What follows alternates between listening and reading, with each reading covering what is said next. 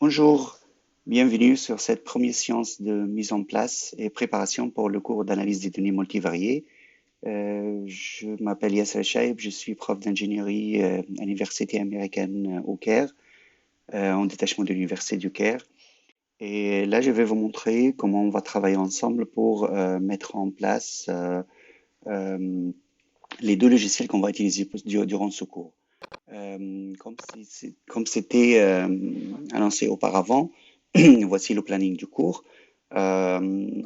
Aujourd'hui, nous allons se concentrer sur l'avant-propos. Et là, j'ai préparé ici un diapo sur ce que nous allons faire durant cette séance. Donc, nous allons commencer par l'installation des outils. En fait, nous allons installer sur nos ordinateurs deux logiciels, RStudio et le logiciel Tableau. Et, euh, et après, nous allons parler un petit peu des jeux de données qu'on va utiliser durant ce cours.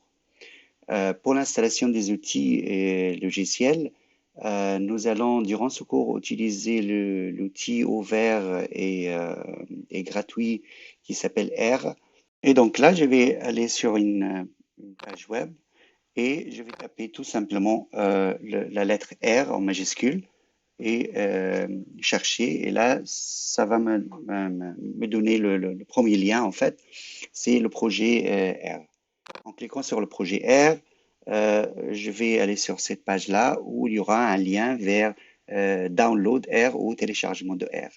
Donc, si je clique ici, ça va me donner vers plusieurs sites qui existent sur le monde où je peux choisir le site que je veux pour télécharger le logiciel.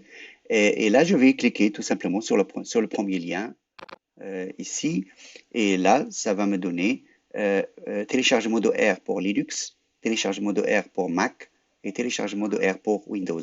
Donc, selon le système d'exploitation que vous êtes en train d'utiliser, vous pouvez télécharger la version qui vous convient et l'installer après. Moi, j'utilise un Mac, donc bon, là, si je clique sur Mac ici, voilà, il va me diriger vers voilà, R Package. Donc, si je clique ici, je vais télécharger le fichier pour installer le R sur ma machine. Bien sûr, moi, j'ai fait ça auparavant, donc je ne vais pas le refaire, mais vous pouvez le faire chez vous, sur vos machines, pour assurer l'installation de ce logiciel. Deuxième logiciel qu'on doit utiliser, c'est l'interface graphique, si vous voulez, de R. Ça s'appelle RStudio. Donc, et là, je vais taper aussi RStudio. Et là aussi, ça va me donner un lien vers lequel je vais appuyer. Et là, ça va me diriger vers le site officiel pour le téléchargement de RStudio. Et tout simplement, je vais aller sur téléchargement, download. Et là, il me pose la question, choisir, il me propose de choisir la version que je veux télécharger. Bien sûr, il y a les versions desktop commerciales et serveurs et tout ça, donc on va pas utiliser ces versions-là. On va tout simplement utiliser la version gratuite, free, là, en cliquant ici sur download ou téléchargement. Et aussi, là, il me dirige ils savent déjà que je suis sur Mac, donc ils me proposent de le télécharger sur Mac, mais je peux aussi faire le téléchargement de R sur RStudio sur Windows, sur Mac, sur Ubuntu, sur n'importe quel système d'exploitation que j'utilise. Donc là, si je clique ici sur rstudio.exe, il va télécharger le fichier chez moi et je peux ensuite installer ce logiciel chez moi. Une fois que RStudio est installé sur votre machine, vous pouvez fermer tous les écrans et ensuite lancer le logiciel qui se présente sur ce format-là. Il y aura un écran avec quatre fenêtres. Donc, voilà, je vais augmenter un petit peu la taille de l'écran. Il y a ici la fenêtre en haut à gauche, ce qu'on appelle la fenêtre éditeur. C'est là qu'on peut écrire des commandes, ce qu'on appelle en R un script. Donc, on écrit des commandes et c'est à R de l'évaluer après. Après, en bas, nous avons la console sur laquelle nous allons, pardon, nous allons avoir des informations sur les commandes qu'on a fait. Et en haut à droite, il y a la fenêtre environnement, ce qui nous donne un petit peu des informations sur l'environnement que nous sommes en train de travailler, les variables, les variables qui existent enregistrées, les jeux de données que nous sommes en train d'utiliser.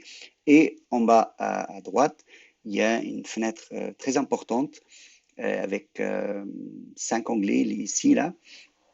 Et là, on voit les fichiers. Là, par exemple, ce sont les fichiers qui existent dans mon répertoire R. Ici, R va afficher les plots, les graphismes qu'on va produire. Ici, on va voir les packages. On va parler des packages après. Là, il y a l'aide pour R. On peut taper ici des commandes pour avoir de l'aide sur ces commandes-là. Bien sûr, si je clique sur si j'écris une commande sur R et j'ai envie de revenir demain ou après-demain ou dans quelques minutes pour le retravailler, je peux très facilement sauvegarder mes commandes en utilisant la fonction enregistrer sous ou bien enregistrer. Donc, je crois que c'est une interface plutôt classique qu'on peut utiliser comme on veut. Pour l'instant, je laisse R. En fait, je vais fermer même RStudio. On va revenir bien sûr après, mais j'ai envie quand même d'aller sur l'autre logiciel que j'ai parlé, c'est-à-dire Tableau. Tableau, c'est un logiciel pas gratuit pour les entreprises. Par contre, elle est gratuite pour les étudiants et les enseignants. Et il y a aussi une version en ligne. Donc là, je tape Tableau, comme le mot tableau. Et voilà, ça me dirige vers le site de Tableau. Et là, si je clique ici pour que ça soit en français, parce qu'il existe la version française, donc si je clique ici /fr, donc l'adresse complète c'est www.tableau.com /fr. Si je clique là, voilà, il me dirige vers la version française de ce logiciel-là. On va aller sur Produits et là, on va aller sur Tableau Online. Je clique sur Tableau Online et là, il me dit l'analytique en libre service dans le cloud avec Tableau Online et nous allons faire essai gratuit. Pour faire un essai gratuit, il faut s'inscrire sur le site de Tableau. Donc, je vous invite tous de s'inscrire. Ça va vous vous envoyer un email avec avec des liens pour confirmer l'identité. En fait, une fois que vous avez rentré sur le site et s'enregistrer sur le site, vous pouvez aller cliquer sur Connectez-vous à Tableau Online. Donc là, je clique ici. Et puisque j'ai mon adresse enregistrée déjà chez Tableau, donc je clique sur mon adresse email et je signe, je rentre sur le logiciel et maintenant je peux charger et faire un upload des jeux de données que j'ai pour le faire analyser en ligne et direct sur ce logiciel-là. Et donc, vous pouvez bien sûr aller sur le site, se balader un petit peu droite à gauche et n'oubliez pas que vous avez un outil très, très, très, très puissant euh, pour, euh, pour savoir plus. Donc, si on clique, par exemple, si on tape ici, par exemple, apprendre R, donc il y aura des centaines et des centaines de cours et des vidéos même sur YouTube pour apprendre comment ça marche les logiciels R, si vous avez besoin de savoir quoi que ce soit. Apprendre Tableau. Et là aussi, les journées pour apprendre Tableau, c'est réellement, il y aura des photos, il y aura peut-être des vidéos aussi. Et voilà, formation en salle, Tableau software, donc il y a quand même pas mal des outils à- à- pour enrichir en fait notre savoir sur le logiciel Tableau ou bien R ou RStudio. Le deuxième volet de cette séance, c'est les jeux de données. Et en fait, les jeux de données, c'est un sujet très important. Et on trouve aujourd'hui sur Internet des centaines, même des milliers de sites qui proposent des données ouvertes à tout le monde, euh, que tout le monde peut l'utiliser pour faire d'analyse, pour enrichir l'expérience de savoir. Donc, si j'ai aussi sur Google, et je tape par exemple jeu de données, et là, il y aura plusieurs sites, des centaines, des milliers, comme j'ai dit auparavant, des sites qui parlent des données, voilà, des données open data, des jeux de données. Il y aura des données sur tout, en fait. On trouve des données sur tout sur Internet. Des données sur l'environnement, bien sûr, des données sur les athlètes, des données sur, bien sûr maintenant, beaucoup de données, vraiment beaucoup de données sur le virus, là, le corona. Et donc là, je vais vous montrer par exemple un fichier que j'étais en train de travailler avec hier. Et là, c'est un fichier qui s'appelle Air Quality qu'on va travailler avec en fait. Et là, il parle des mesures de qualité de l'air dans 153 endroits. Donc là, il mesure le taux en ozone, le taux de les vents, la vitesse du vent, la température en Fahrenheit, la mois et le jour de ces mesures-là. Moi, j'ai préparé pour vous hier, en fait, deux fichiers très importants. Le premier fichier, c'est un extrait des données qui existent en ligne de la Banque mondiale. Donc, la Banque mondiale fait de recensement des données, des échantillonnages des données. Je sais que vous avez appris comment faire des questionnaires et des échantillonnages des données. Donc, la Banque mondiale, elle collecte beaucoup de données de tout le monde, de tous les pays du monde qui existent aujourd'hui. Et moi, j'ai fait un petit extrait de ce fichier-là. Et le deuxième fichier que je vais vous montrer maintenant, c'est le fichier ou un indice, en fait, l'indice de développement humain. Donc, je vais vous montrer ces deux fichiers-là tout de suite. Donc, là, je vais aller ici. Et là, Banque mondiale. Et voici le fichier que j'ai préparé, le fichier de données que j'ai préparé hier. Et donc là, vous allez voir, bien sûr, je vais vous mettre le fichier là en ligne sur le cours pour que vous pouvez le télécharger aussi. Donc là, on parle malheureusement, le fichier est en anglais, mais bon, je crois que l'on peut quand même c'est facile à comprendre. Donc là, on parle le monde arabe, les États de Caraïbes, les petits États de Caraïbes. Il y aura l'Europe centrale, l'Afrique subsaharienne, la Sud d'Asie, voilà, Sub-Saharan Africa, tout ça. Puis après, il y a tous les pays du monde. Donc à l'Afghanistan, commençons par l'Afghanistan et en finissant par la Zimbabwe.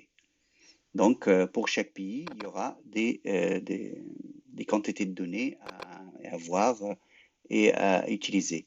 Donc, quelles sont les données que j'ai extrait hier? Donc voilà, premièrement, l'accès de fuel, l'accès d'électricité en pourcentage, euh, la surface agriculture dans un pays ou dans une zone. Euh, Beaucoup de données. Bon, et ici, par exemple, il parle de l'eau potable qu'on peut utiliser. Euh, euh, Là, ici, on parle de la production de céréales dans ce pays-là, ou dans cette zone, ou dans cette région. Donc, il y a beaucoup de données. Je vous invite à y rentrer sur ce site-là pour se familiariser un petit peu de ces données qu'on va utiliser durant notre cours. Le deuxième fichier, c'est le fichier qui s'appelle le développement, l'indice de développement. Je crois que c'est ce fichier-là. Voilà, c'est le fichier ici, et c'est aussi la même chose, c'est presque la même chose, c'est presque le, le, le même format.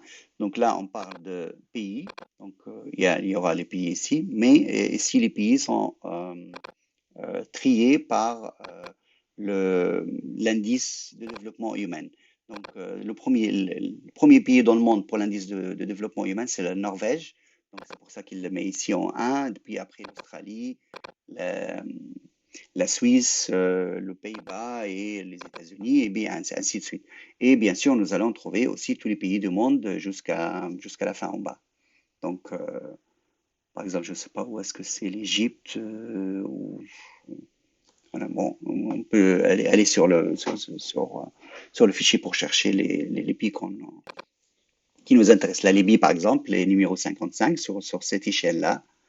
Et après, euh, là, les colonnes qui sont ici, donc là, la population en 2013 et la population en 2020, et la population en moins de, combien de millions de personnes en moins de 5 ans, combien de millions de personnes en plus de 65 ans, taux d'urbanisation, l'âge médian, la, la parité homme-femme, et ainsi de suite. Il y a plusieurs indices sur sur ce fichier-là que je vous invite aussi à vous familiariser avec ces données-là qu'on va utiliser durant notre cours.